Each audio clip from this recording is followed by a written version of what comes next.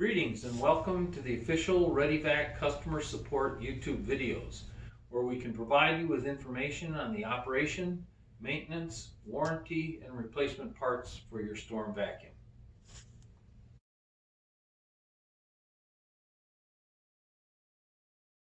Hi folks, we're going to take a minute here to show you how to clean up the storm vacuum after it's been used in the dry mode. The first thing that we're going to want to do is to empty the dust cup. And to do that, we'll press the release button here, which is a half circle of blue on the top, and pull the dust cup off. The next thing you're going to want to do is to remove the filter and diffuser from the inside. The filter will pop out, and then take the diffuser out. Then you're going to want to empty the dust cup, so have a waste container handy so that you can dump the dust cup into the waste container. If there's any remaining soil on the inside of the dust cup, you can wipe it off with a soft cloth or a paper towel. The next thing to do would be to make sure that the diffuser is clean. There may be residual soil on the diffuser, and you can also wipe this off with a soft cloth or a paper towel. The most important part of maintaining the storm is to be sure that you clean the filter thoroughly after use. And to do that, we give you a small brush that comes with it. And you're going to want to take the filter and brush the pleats to get as much of the soil as possible out of the filter to thoroughly clean it.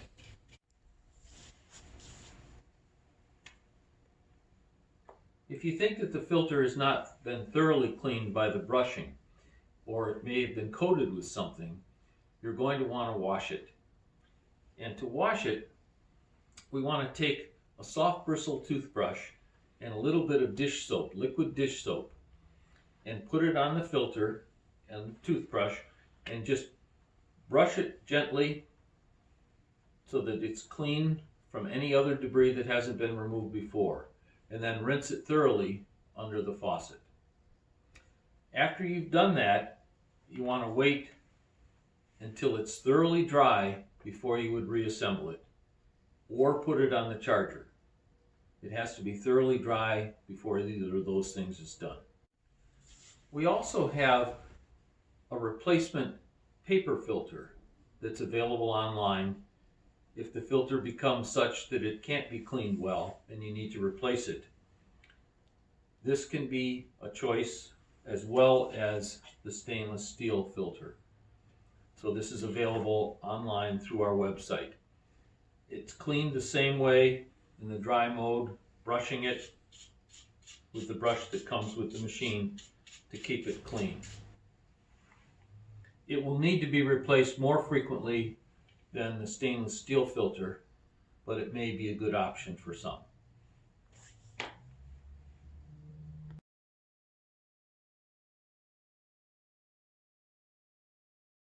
Hi folks, we're going to take a minute here to show you how to use this in the wet vac mode and clean it afterwards. When you're using it to pick up liquid, be sure that you're aware of the fact that there's a max fill line here on the side of the waste container. Okay? It's important to have read the manual before you do any of this, but we're going to show you piece by piece here how to go through this, so you also have a visual. After you've used it in the wet vac mode, be sure that you carry it with the point down until you're able to empty it in the sink. It's very important to do this so that there's no possibility of liquid running into the motor from being tipped in the up position. So keep it in the down position. Then when you get to the place where you're going to clean it, the first thing we're going to do is remove the dust cup. Again, the half circle of blue here on the top, press it in and pull the waste container off.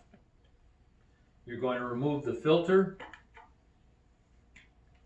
and the diffuser from the inside of the waste container, and then empty any liquid that's been picked up into the sink, taking as much of it as you can out. Depending on what you've picked up, You may then want to rinse this thoroughly and then dry it with a soft cloth or a paper towel, making sure that when you're finished with that, that the little black flapper is still in position on the inside. The next thing you're going to want to do is rinse off, clean off the diffuser, and you'll want to dry that in the same method with a soft cloth or a paper towel. The most important part is again the filter. And on the filter, there may have been some small amounts of spots of liquid that have gotten on it. It may be coated a little with something. So we're going to want to wash this off. And to do that, we're going to recommend that you take a little bit of liquid dish soap and a soft bristled toothbrush.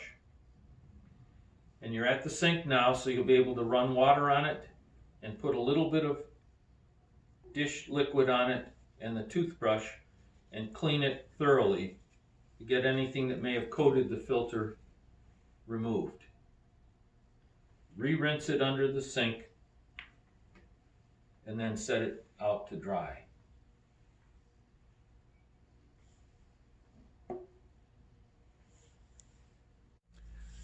If you've purchased a replacement filter for the storm unit that's paper and not stainless steel, when you get finished using it in the wet mode, you're also going to wash this off. But to do that, you're just going to rinse it under the water in the sink. I don't recommend taking it and scrubbing it with a brush and soap on this one. This one's a little less hardy than the stainless steel filter and will have to be replaced more frequently. But you do want to rinse it when you're finished and then set it out to dry as well. After we've checked to see that the unit is thoroughly dry, we want to reassemble it. And to do that, we're going to take the dust cup, and before we put anything in, we want to check to see that the little black flapper is in place on the inside. Next, we're going to take the diffuser, and notice the rounded part is at the top and the flat part at the bottom. Just set it inside the dust cup. Don't push it in, just set it in there. The motor will establish the correct seal when we put that on later.